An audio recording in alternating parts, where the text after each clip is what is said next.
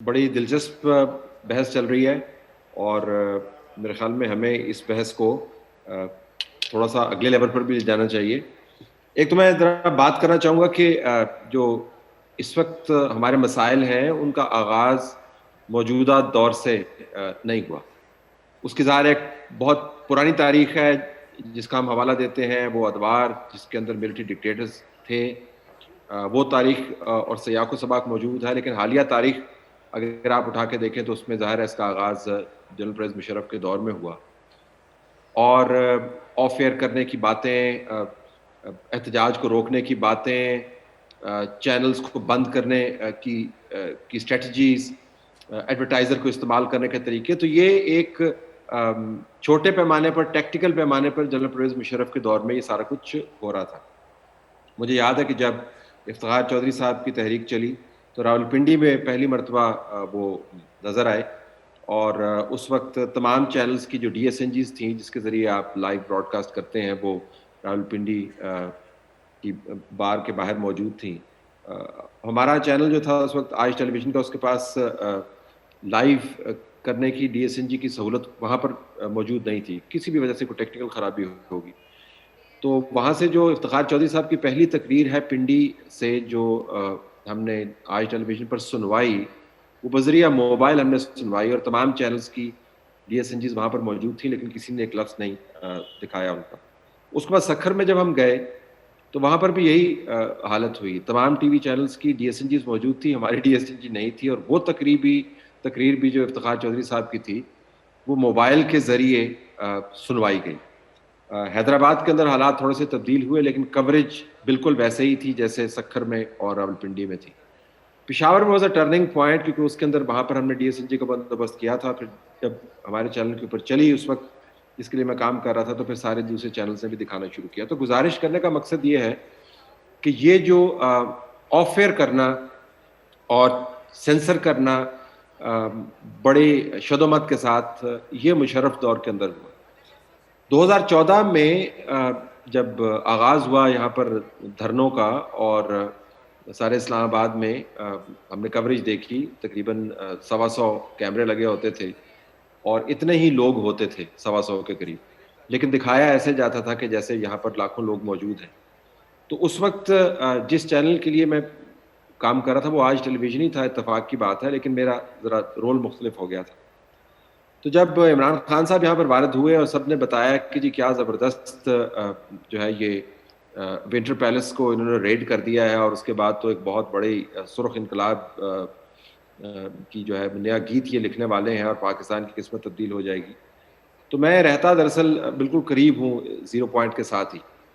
تو رات کو جو میں نے دیکھا تو اس کے بعد میں نے ٹویٹ کیا کہ اتنے لوگ تو نہیں ہیں. پھر اس کے بعد جو میرے ساتھ ٹرولنگ ہوئی تو نئے سوشل میڈیا پر آئے تھے تو پتہ نہیں تھا کہ ٹرولنگ کو ٹیکل کس طرح کرنا ہے. بہرحال تو کافی جو ہے آپ سمجھیں کہ بےزتی ہوئی. تو مجھے بڑا احساس ہوا کہ یہ تو شاید میں نے غلط رپورٹ کر دیا. تو صبح میں اٹھا، اپنے گھر سے نکلا اور میں نے ایک کیمرہ اپنے ہاتھ میں لیا، میں فلمیں خود ہی کرتا ہوں. تو میں نے واک کیا تقریباً شکر پڑیاں اور زیرو پوائنٹ کے درمیان کو 3 کلومیٹر کا رستہ ہے. تو میں نے اس کو واک کیا، اس کو فلم کیا، زیرو پوائنٹ پر فلم کیا. وہاں سے پھر میں سرینا ہوٹل گیا اور مجھے وہ لاکھوں کا مجمع نظر نہیں آیا. تو میں نے آج ٹیلی ویژن کی مینجمنٹ سے بات کی، تو میں نے کہا جی میرے پاس ویژولز موجود ہیں اور ہم اس کو چلاتے ہیں. تو آج ٹیلی ویژن کی مینجمنٹ نے، یہ وہ چینل ہے جس کو میں نے اپنے ہاتھوں سے بنایا اپنے دوسرے کولیگز کے ساتھ، وہ ویژولز چلانے سے انکار کر دیا. انہوں نے کہا جی ہمیں حکم ہے کہ یہ ویژولز نہیں چلیں گے، کیونکہ عمران خان کے دھرنے کو ہم نے زبردست دھرنا کر کے بتانا ہے. پھر اس کے بعد فاسٹ فارورڈ کرتے 2018 کے انتخابات میں جب ہم کوریج کر رہے تھے تو ہم گراؤنڈ سے رپورٹ کر رہے تھے اور خبریں نہیں چل رہی تھیں، پروگرامز نہیں چل رہے تھے. تو ہم بتا رہے تھے، ڈاکومنٹ کر رہے تھے کہ پاکستان میں کیا ہو رہا ہے. مجھے یاد ہے کہ جب جیو مجھے چھوڑنا پڑا تو میرے بہت سارے کولیگز ہیں جنہوں نے کہا جی ان کا ذاتی مسئلہ ہے، ان کے ذاتی مسئلہ ہے، ان کا پروگرام کی ریٹنگز نہیں آ رہی ہوگی، ان کے بڑے ایشوز ہیں، یہ ان کا دماغ بھی خراب ہے، یہ بہت سخت زبان استعمال کرتے ہیں، پتہ نہیں واللہ عالم کیا کیا باتیں کی. اور باتیں ان لوگوں کے ساتھ بیٹھ کر کی جن لوگوں نے بعد میں ان کو نکلوایا پھر چینل سے. تو اس وقت بھی میں گزارش کر رہا تھا کہ یہ ایشوز جو ہیں یہ ذاتی ایشوز نہیں ہیں، یہ ایک اسٹرکچرل ٹیک اوور ہے, یہ ڈھانچے کا ٹیک اوور ہے, جو اے بی سی سے آگے کی باتیں ہیں, یہ شخصیات کے گرد اس کو نہ گھمائیں, یہ ایک اسٹرکچرل ٹیک اوور ہو رہا ہے تو اس کے اوپر توجہ دیں. خیر وہ نہیں ہوا.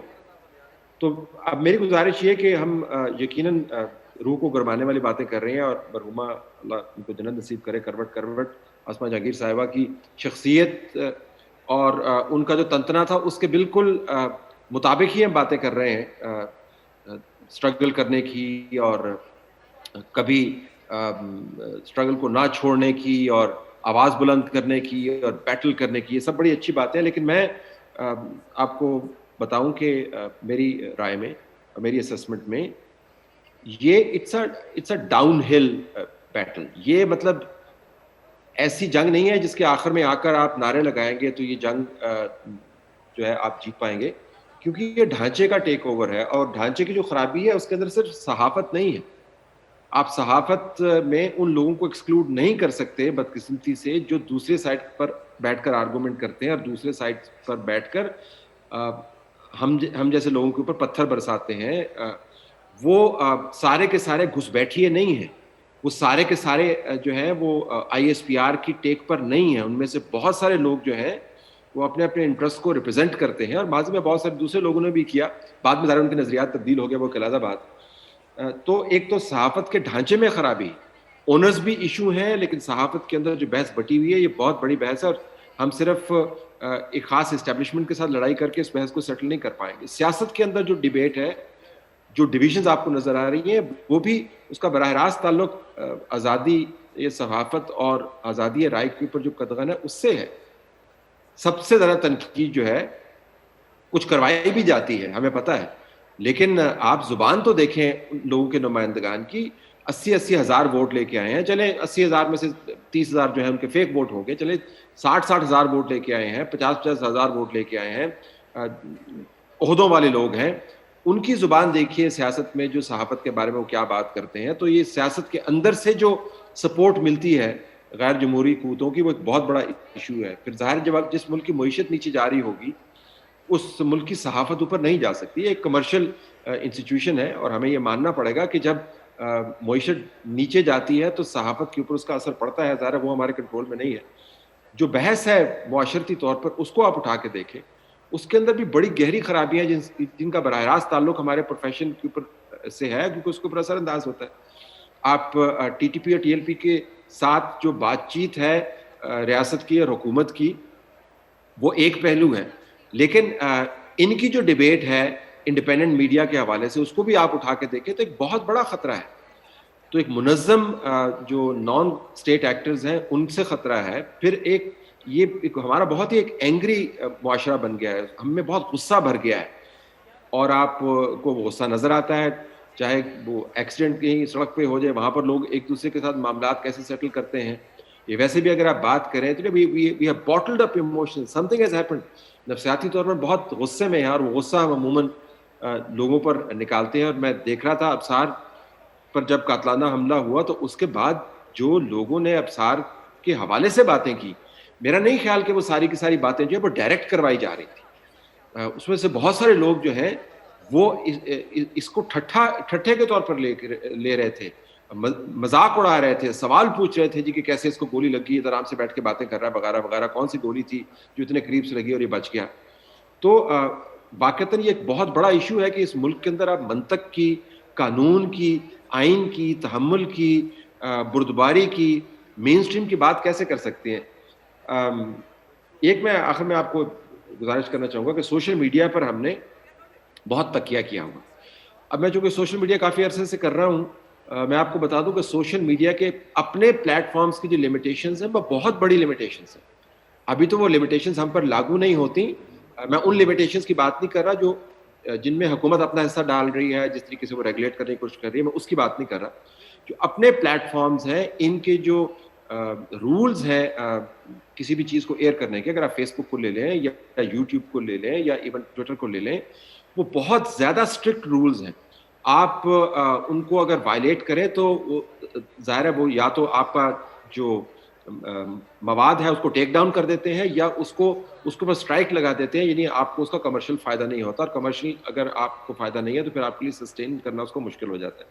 تو میرے خیال میں ہم نے بہت زیادہ جو وزن ڈال دیا ہے سوشل میڈیا پر، اور سوشل میڈیا کی جو اپنی حدیں ہیں وہ ابھی تک تو ہم پر واضح نہیں ہے، کیونکہ بڑے ایشوز کے اوپر ہم سوشل میڈیا کو استعمال کرتے ہیں اور وہاں پر سوشل میڈیا کے جو اپنے انٹرنل سینسرشپس ہیں وہ کک ان نہیں کرتے. جو بالکل آخر میں یہ بات کرنا چاہوں گا کہ دیکھیں یہ ایک صحافت ایک ملک میں آزادی رائے ایک ملک کے اندر بطور آئی لینڈ کے طور پر ایمرج نہیں کر سکتی.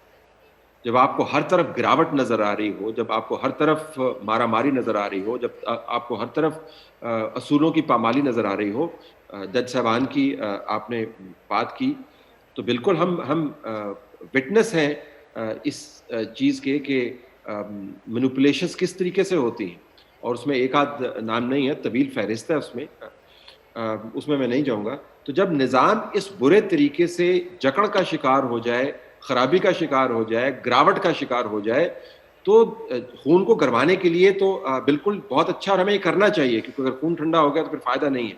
لیکن یہ ذہن میں رکھنا چاہیے کہ یہ it's a downhill battle because we are really sliding down.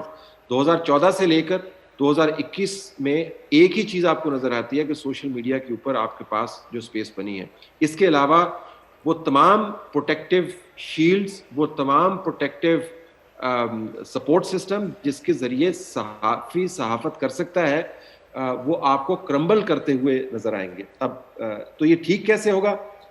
میرے خیال میں جی جب تک کوئی بہت بڑا کیٹاکلزمک ایونٹ نہیں ہوگا جو ان تمام ڈھانچوں کو یا تو گرا دے یا ان کو ایسی مار لگائے از خود کہ ان کو عقل آ جائے، یا کوئی بہت بڑا جو ہے نا ہنگامہ نہ برپا ہو. آپ اس کو انقلاب کہہ لیں، آپ اس کو احتجاج کر لیں، آپ اس کو معیشت کے جبر کے خلاف لوگوں کی بغاوت کر لیں، کچھ بھی کہہ لیں، تب تک یہ نظام ٹھیک ہونے کا نہیں ہے. تب تک اچھا ہے ہم اپنی اسٹرگل جاری رکھیں گے، لیکن کلی طور پر جس سپیس میں ہم سب نے آپریٹ کرنا ہے، جو صحافیوں کی سپیس ہے، جو آزادی رائے کی سپیس ہے، جو سول سوسائٹی کی سپیس ہے، اس کے حالات کوئی اتنے اچھے نظر نہیں آ رہے مجھے.